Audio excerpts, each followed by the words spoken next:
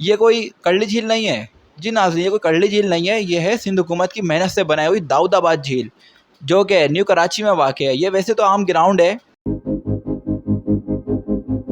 नाज़रीन, कराची की आवाम सिंध हुकूमत की बहुत ही ज़्यादा शुक्रगुज़ार है, क्योंकि आपको पता है कि महंगाई बहुत हो चुकी थी। महंगाई की वजह से ना आवाम जो है, बहुत ज़्यादा आवाम, तकरीबन 95% लोग जो हैं वो करली झील और सी साइड वगैरह जा नहीं सके। वरना आपने देखा कि पहले गर्मियों के अंदर लोग बहुत इंजॉय करते थे, लेकिन अब ज़ाहिर सी बात है महंगाई बहुत ज़्यादा हो गई है, इस वजह से जा नहीं सके। लेकिन आप देखें, सिंध के सरकारी अफसरान की रात दिन अनथक मेहनत के नतीजे में सिंध हुकूमत कराची के अवाम को घर घर वाटर पार्क देने में कामयाब हो गई है।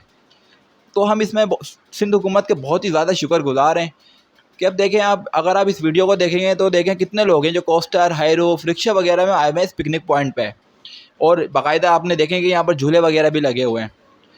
ये कोई करली झील नहीं है जी नाज़रीन, ये कोई करली झील नहीं है, ये है सिंध हुकूमत की मेहनत से बनाई हुई दाऊदाबाद झील, जो कि न्यू कराची में वाक़ है। ये वैसे तो आम ग्राउंड है, जिसे दाऊद ग्राउंड के नाम से लोग जानते हैं। ये प्ले ग्राउंड है, लेकिन क्योंकि सिंध हुकूमत ने इस पर बहुत मेहनत करी और इस बारिशों के नतीजे में ये एक झील बन गई है, तो हम बहुत शुक्रगुज़ार हैं सिंध हुकूमत के।